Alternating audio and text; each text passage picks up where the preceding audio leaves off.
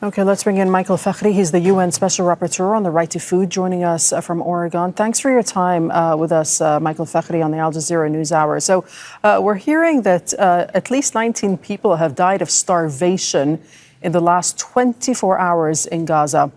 What's your reaction to that? How do you see Israel's tactics and its broader strategy in regards to food? This is something that you've written about as well in your previous reports.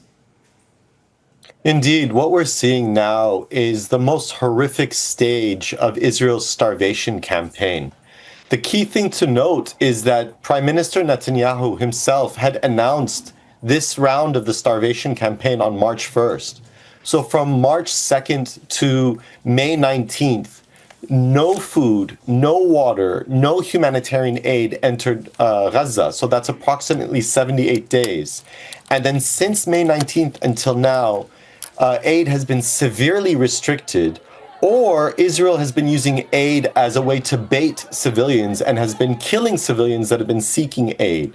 So we really are in the most horrific stage of Israel's 20-month starvation campaign.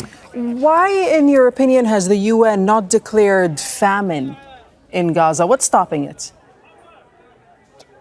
Nothing stops anyone from calling it famine in Gaza. There are a group of UN-affiliated experts that can describe and measure the situation and determine it's famine, but they are denied access to adequate information. That being said, from a human rights perspective, it is easy to call it a famine because it's when we see children dying from hunger and malnutrition, we know it's a famine. Because any community, the first thing it does is it feeds its children under any circumstances when there's hunger. And when kids start to die, that means the social system is under attack. And so from a human rights perspective, there's no doubt it's a famine. Any country, any agency can call it. And anyone on the ground, if you speak to them directly, they'll tell you this is essentially a famine. Tell us what the actual implications of that are.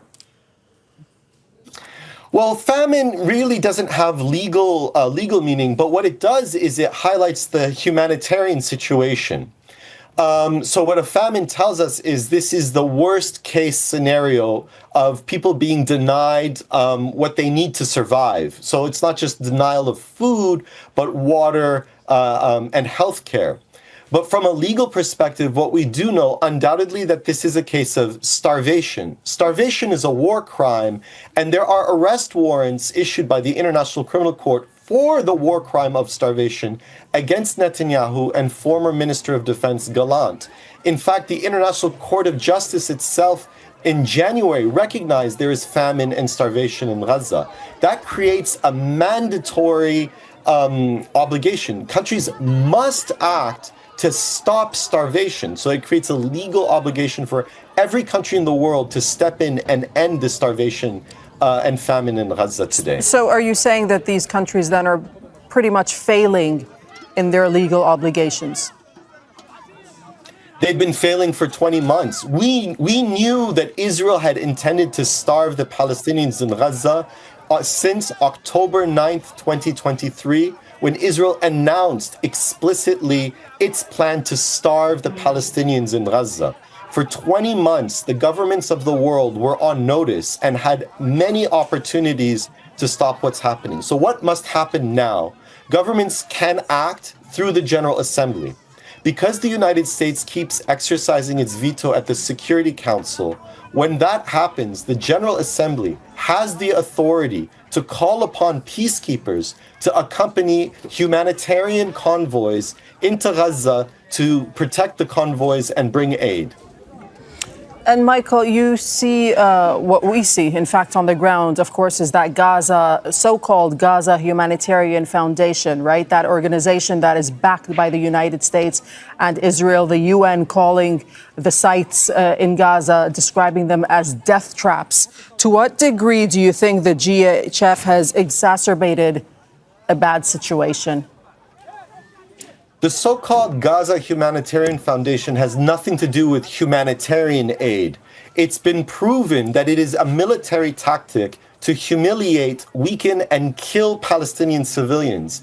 They use these humanitarian sites as bait, and we knew this was the case before they went into operation. Every UN humanitarian agency had criticized the plan before implemented.